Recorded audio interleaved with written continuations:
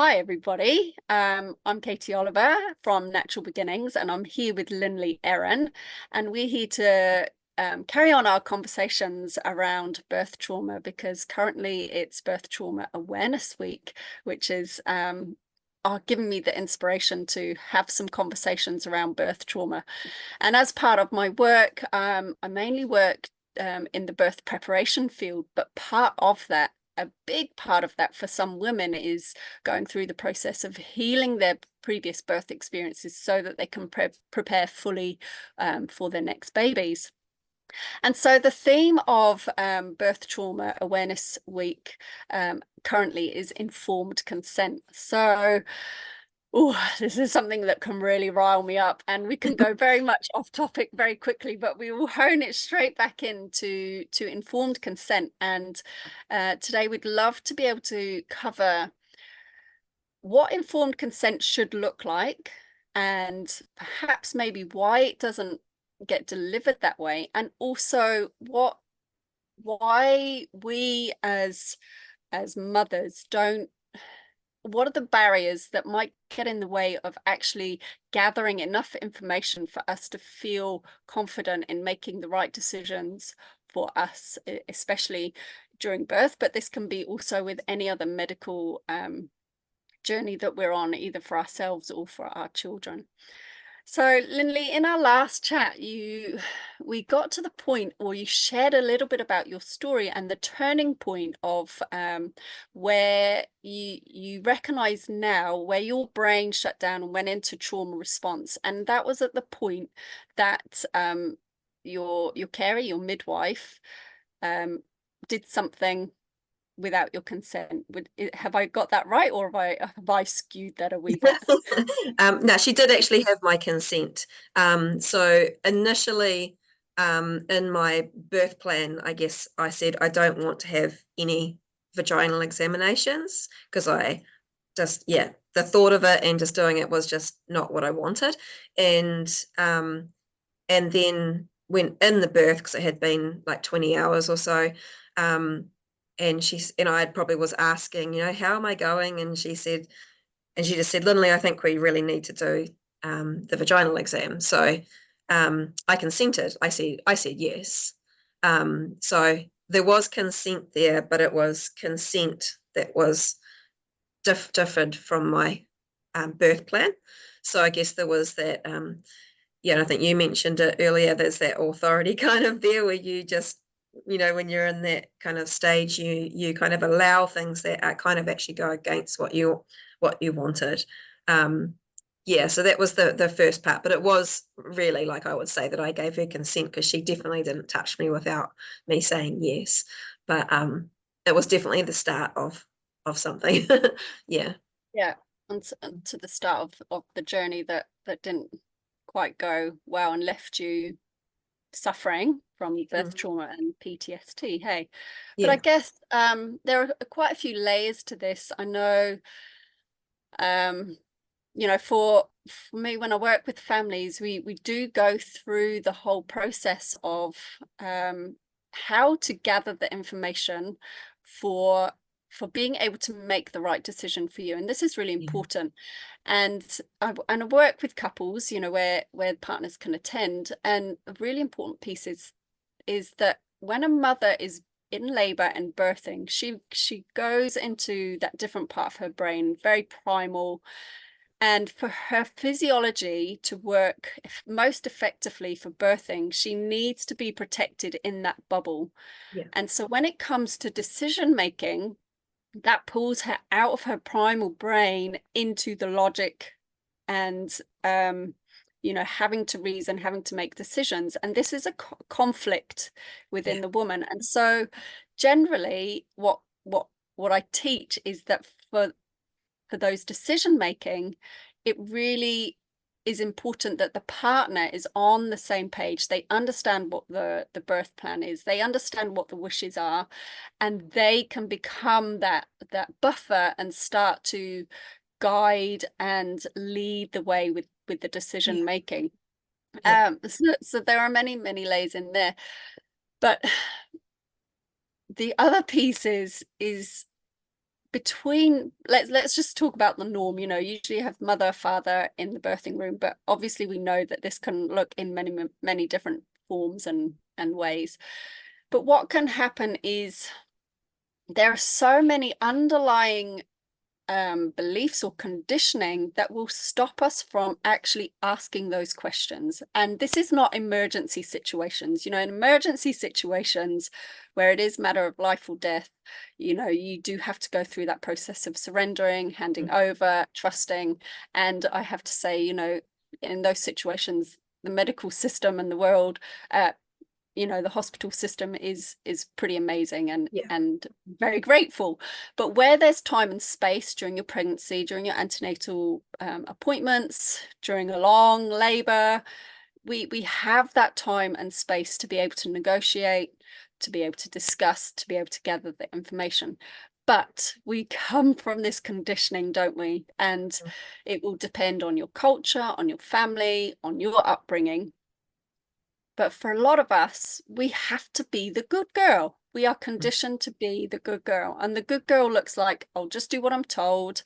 Oh, I don't want to cause a fuss. Like, how many times, you might be from one of those families, stop making a fuss, stop being a drama queen, stop being so dramatic. Just do what you're told.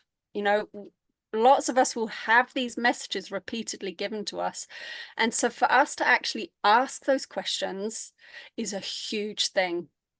And like you said in our other chat, is that sometimes when these situations are happening, we also shut down and we can't even ask those questions, even if it's our natural tendency to be curious and to ask as well. So it's very difficult, isn't it? Yeah, it's a really difficult one, and it's the first part that you spoke to there, I think, is, if you can, is the crucial for leading up to the birth, is thinking about all of these things and having that person to be there and advocate for you, for what your wishes were, unless you get to that massive emergency. But even that can be considered too in a plan, and everything that you can think of can be just fully considered. So if you do become in a stressful situation, it's you've got a guideline, a foundation there for yourself of how you can still be in an empowered state of being, even if you have to surrender to an extent by if you're having a home birth and you end up in the hospital, you can still, I know of many women that have had really empowering births, from even though they did have to go from home to hospital and things like that, just because they had the forethought kind of how they would like that to go if it did happen.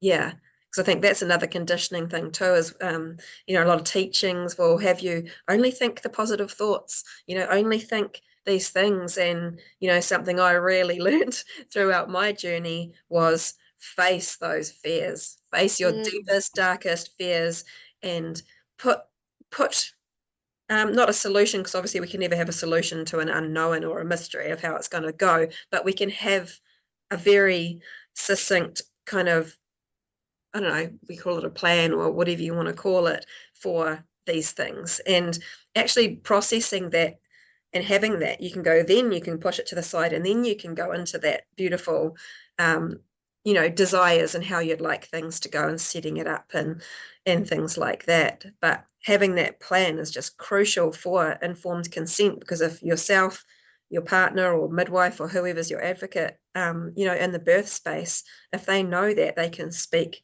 for you. And like you said again, like being able to keep you in your nature of a birthing woman, rather than jumping in and out of trying to get into your logic brain to answer a question about how many contractions you've had in a certain amount of time or something like that. It takes you out of that natural cascade of your physiology that would happen if you were undisturbed. So yeah.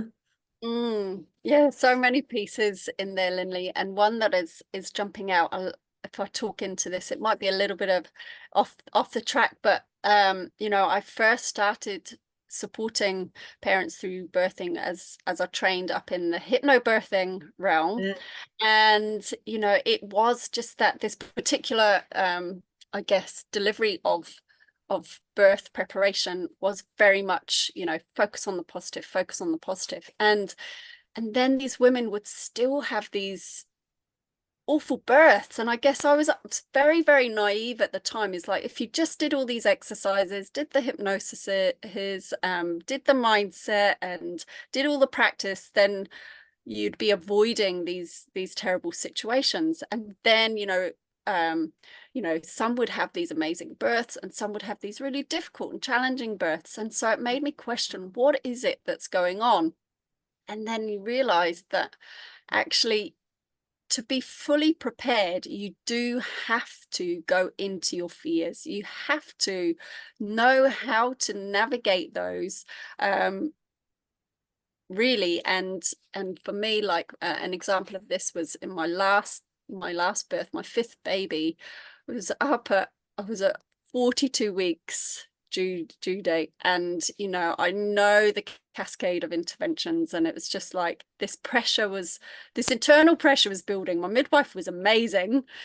She was really on board and felt very safe, but it was just that fear that I had of like, oh my gosh, they're going to be putting me under pressure for sweeps, for inductions, etc., etc., etc.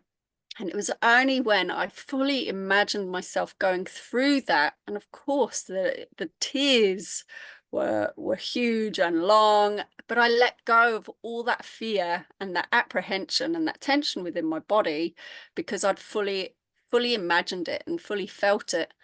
And then boom, like the next day or the day after, went into labor, and Yeah. Mhm. everything went on. So there's that piece there. Is, yes, you do have to prepare yourself, either fully, you have to be, I guess, to be able to navigate the twists and the turns and the unpredictability of birth. It is about being nurtured through that, but also relieving yourself of the pressure that you can't control how you're going to react. You can't control birth, and you can't control how you react and respond to that experience, and neither can your partner or whoever else is in there too. Yeah. But to help reduce birth trauma, like informed consent makes a huge difference. Having a practitioner, having a midwife, an obstetrician that talks you through your options, what it is that this is about, how it's going to help, how it may affect things, and being honest and presenting both sides can really go a long way to settling that nervous system, to settling that um that fear response that's within you when things are taking too long or things are not going right, or that goes a long way to helping mother, partner feeling much more settled and at ease. Yeah. Yeah.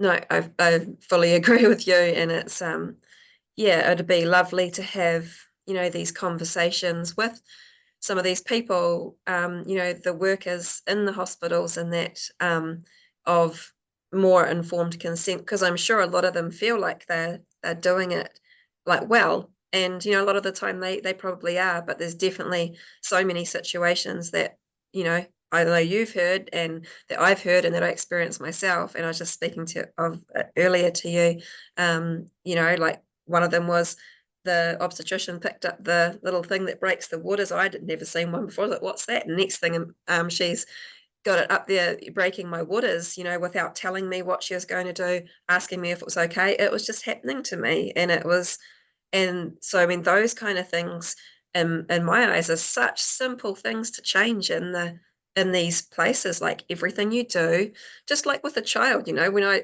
take my child somewhere, I make sure that someone's going to tell them exactly what they're doing and make sure that my kid's okay with it. Not that we have to do that kind of stuff much, but even at the osteopath, or something, it's still, I'm going to touch your head and do this, so they know what's happening. And I think that should be, just such an easy thing to put into a practice to Yeah.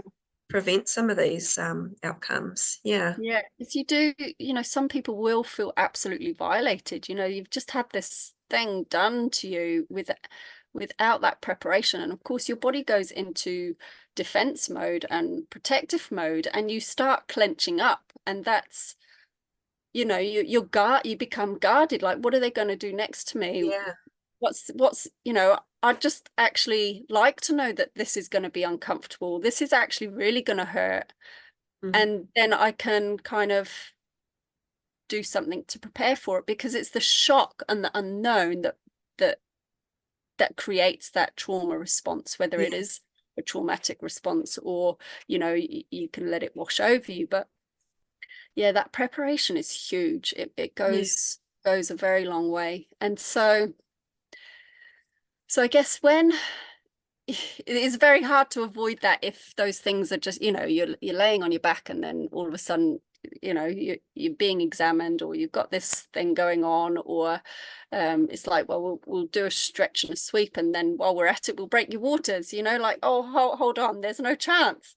Yeah. And Mm. but if there is time to gather more information, the what I teach parents is, you brought this up earlier, the acronym B.R.A.I.N.S. Like, this is a really quick thing, especially for partners to remember. You ask them, what's the benefits of this? What's the benefits of the vaginal exam? What's the benefits of the induction? What's the benefits of breaking the waters? And then, as with everything, there are always going to be consequences. So what are the risks? The risks that it's going to be painful, it could introduce infection, etc., etc. So you're knowing what you're letting yourself in for. And then A is for alternatives.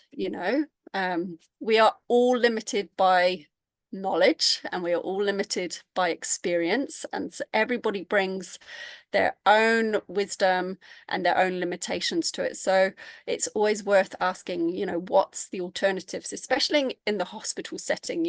Time, money, no, time, money, Mm. energy, experience are always limitations. So if there was more money or more time, what could we be doing instead? So what's the alternative? Mm. And then I is for intuition or instinct. And I think this is a really important one, Mm. for us carrying the babies. Like, we've in our bodies, and we've been carrying and growing this baby for a long time. So we know, we know, but we've lost, and this is probably for another chat, but we've lost our connection to our intuition and our instinct. So this is a big piece, and often we hand over responsibility to the professionals, and they know best because they've done this so many times. And of course, I back that up, but you also know within yourself, your capabilities, your body, your baby. And just like your partner knows you the best. Are you coping? Or have you gone into the suffering? What can we do here? Do we need to offer some compassionate intervention, or can we stick more to the birth preferences? And we Mm. can also ask those questions of our midwives, of our LMCs, because sometimes they are bound by hospital policies and they have to offer these things. And it's actually up to us to say yes or no.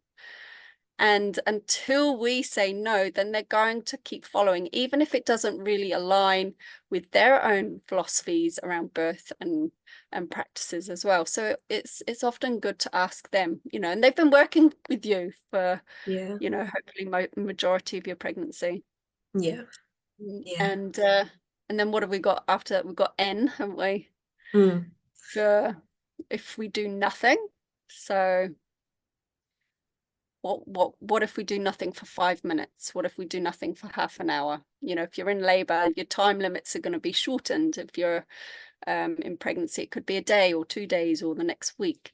So what if we do nothing? And then Mm. your S for brains, at the end of brains is, time and space to to consider. And in those moments, it might be that you ask somebody else. It might be that you just have to have that big cry, you know, like you were set on having a home birth, and actually the reality is you do need some intervention. And so it's releasing the grief around losing what meant so much to you, and just with that release, that might be enough for you to soften and to relax into the, you know, what's ahead. And you know, that's a big piece that I've brought into my training, is that compassion and empathy. And I think that's a chat for another day, Lynley, but how can we Yeah. truly listen to people so that they don't end up being traumatized? Because if we Yeah. can truly listen, that reduces so much trauma, Mm. so much. Yeah. Yeah. 100% agree. I don't have anything to add to that because I think it's, yeah, that is the encapsulation there of, yeah, what would be a beautiful outcome for informed consent in these Mhm. spaces. Yeah. Yeah, and I would love for, you know, midwives, partners, ourselves to be able to know how to listen to the pain and the upset. And, you know, when a woman's, oh, I don't know, you know, when can you think of an example? Maybe just even the intensity and the pain of birth, because you know it can get really, really intense. And Mm. sometimes, you know, you're either expressing it loudly or you're internalizing it. And, you know, for some women, they might be screaming and shouting, and what they're actually wanting someone to say to them is, my gosh, I know this is really hard for you right now. And they don't, you know, and then that woman can relax and they can go, oh, finally somebody's recognized within me that this is so hard. I'm not liking this. It's so painful. Yeah. And then they can soften and relax because they've been heard, they've been seen. Yeah. Whereas if we're going in going, well, it's okay, you know, we'll go and get the gas and air, or you're doing a great job, you haven't been seen in that moment. So you're still trying to express this in any way possible. And it's creating that tension and holding within your body, which then makes the pain worse, etc., etc. So, Yeah. you know, if we could have midwives that are okay to hear, I'm not liking this, I don't like what you're doing, but them not to get defensive or Yeah. take it personally, you know, and just meet the woman, the Oh, birthing mother, where they're at, you know, it would make yeah. such a difference. Such. 100%. Yeah, 100%. And, you know, with my second birth, that I was so blessed with my midwife because she was just, you know, sometimes I had a sense of frustration because I wanted her to solve something for me, but she always handed it back to me. And it was like just such a gift. Like, and she was just like, just truly such a wise, yeah, a beautiful embodied person. And so, and I love that she gave me that gift over and over. Even if I wanted something from her, she just gave it back to me every single time. And so it's so empowering to come away with that, you know, like not giving out, outsourcing our answers. We've got it all there. So yeah. How Yeah, I did was she really, do that, Lynley? How hey, did she, how can you remember, can you give an example of how she did that? how she did that. Um,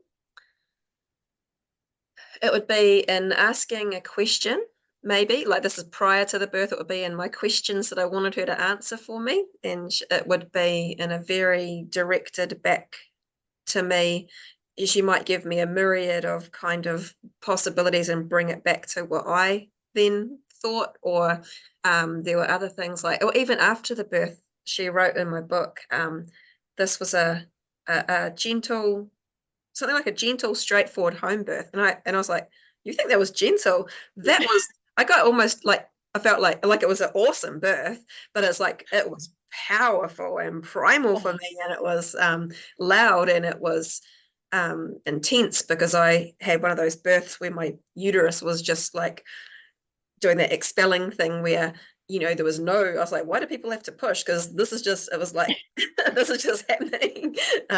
So it was really intense. So to have it called a gentle birth was just blew my mind, and so it was just, it was her gentle, absolute knowing of all situations that I think she was just able to hold space for everything. And my chaos would just be whirling around a little bit, but it would just come back into this belief, her belief just moving through into my body of like, it's me, it's me, it's my baby, it's the universe. And yeah, it's hard to explain because, yeah, she was a wonderful woman. Yeah. Oh, we'll finish off on such a lovely note. I've had beautiful midwives too, and to give hope, for those women out there that have had terrible, terrible experiences, is to know that it doesn't have to be that way. And both you and I have healed from different birth experiences and gone on to have these beautiful, even if they do feel ferocious and Yeah. intense and Yeah. like, like they just consume your whole body.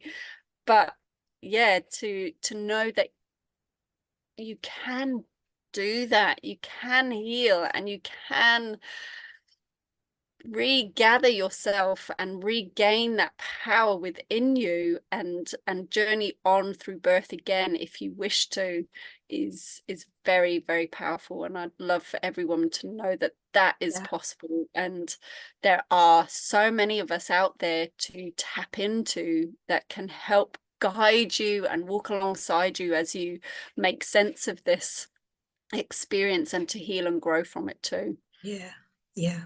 Yeah, absolutely beautiful. And it can be life-changing in so many other areas, like, doing that healing from something like that, that's moved through into other areas of my life now. And I still use that that part of my life as this is how I moved through that. It's like a blueprint now for difficult situations or hurts and different things like that. So, a lot of gift that arises from these things as well. Mm. Yeah.